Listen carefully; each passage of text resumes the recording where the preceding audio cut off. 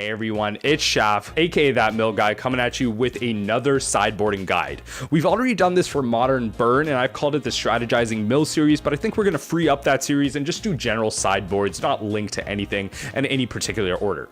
We'll obviously be updating them in the future if any big changes happen to the archetypes themselves, and we're going to provide some structure, okay? First of all, going into some general strengths and weaknesses, maybe 2 to 3 key cards, and then talk about cards that we should bring out as they're bad or cards that we should bring in.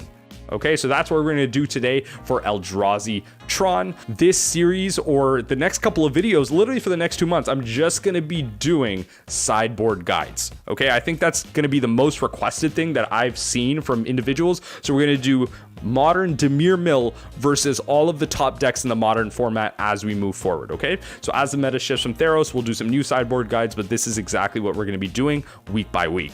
Okay, before we get into it with Eldrazi Tron, I'm going to give a quick shout out to all of my Patreon supporters, the people that help keep the lights on and the quality high. Of course, they are the individuals that have influenced and told me exactly the sideboard guides that they want to see. Okay, so if you want to influence my content and you want to see a specific style of video, then please support me on Patreon. At any tier, you get access to all of my posts, all of my polls, whatever it is, as they're the ones that have voted and chosen these next couple of weeks of sideboard guides. Okay, so check that out, link down below.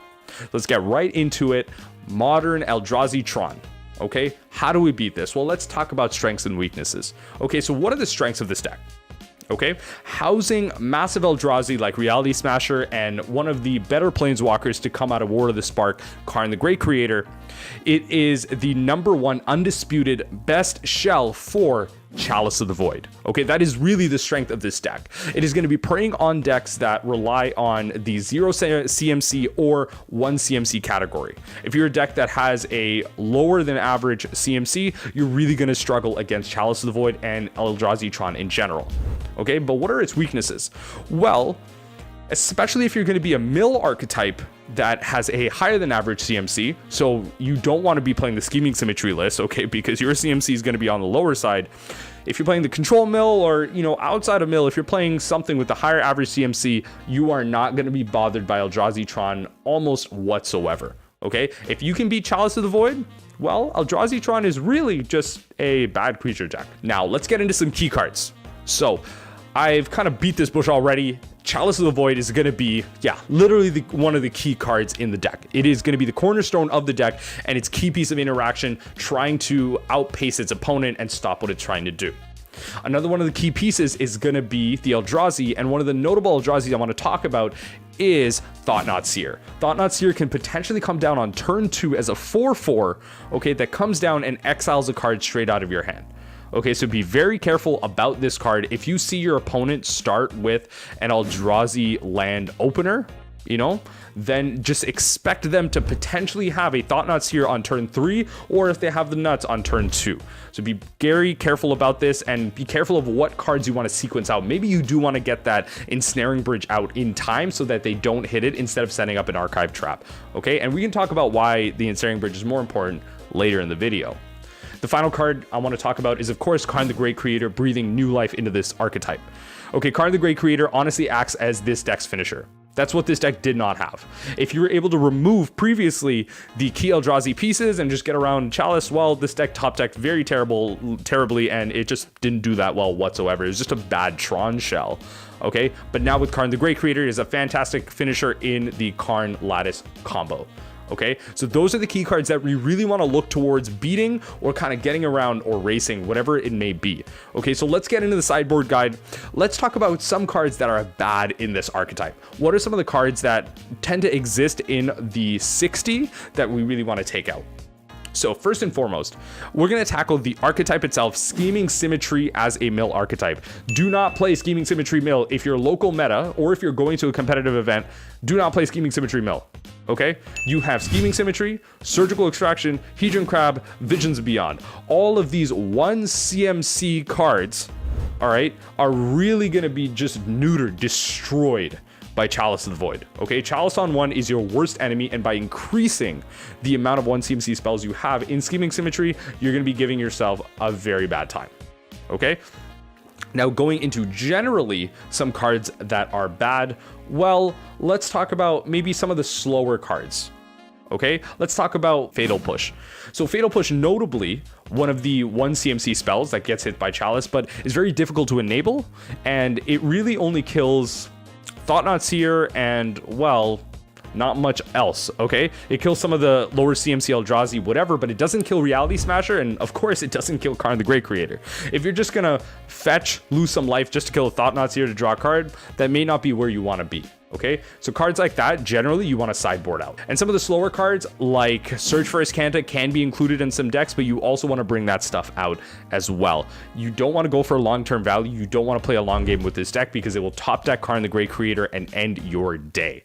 Next card I want you to be careful with is Collective Brutality. It may seem like a pretty sweet enabler for Ensnaring Bridge, which is a fantastic card, which again, like I said, we're going to talk about in a second, but Collective Brutality doesn't do much other than that.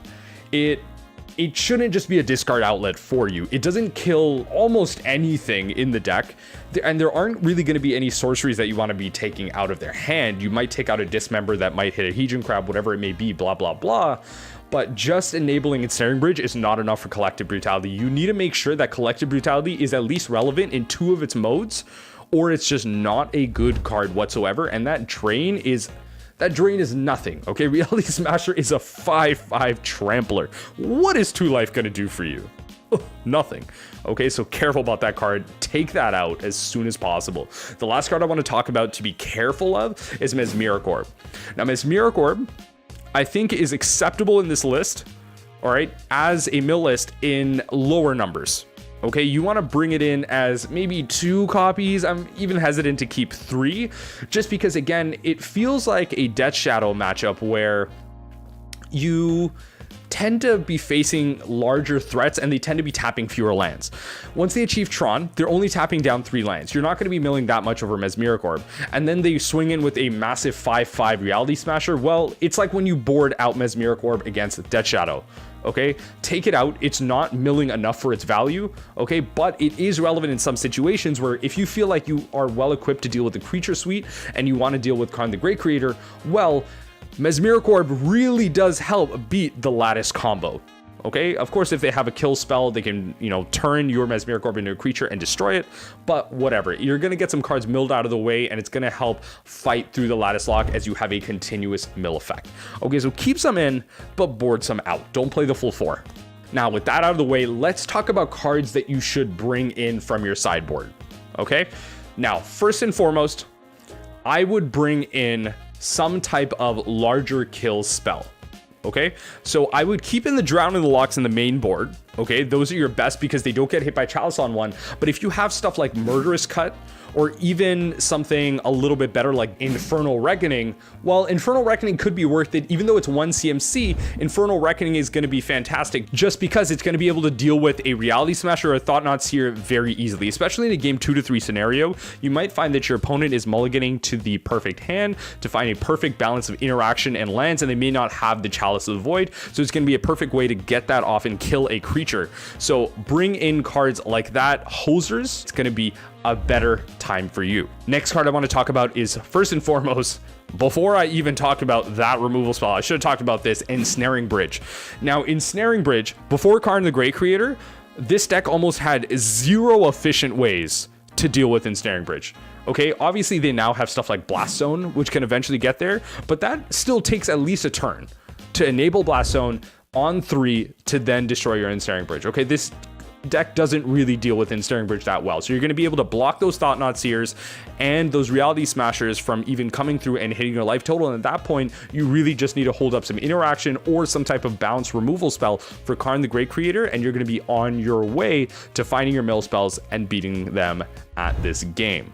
Now, because Eldrazi Tron is more kind of bigger in the meta, right? It's not the tribal decks. You want to be taking, this is just deck construction in general. Take out your Plague Engineers because they are not good in this meta right now. I don't care how big Humans is. Unless it's big in your local meta, in MTGO, in the competitive scene, you want to be playing stuff like Damnation or Bantu's Last Reckoning. Now, I really recommend the spread just because, of course, if you're playing up against the Humans list, then if they play a Meddling Mage and name the Bantu's Last Reckoning or the Damnation, you can play one or the other.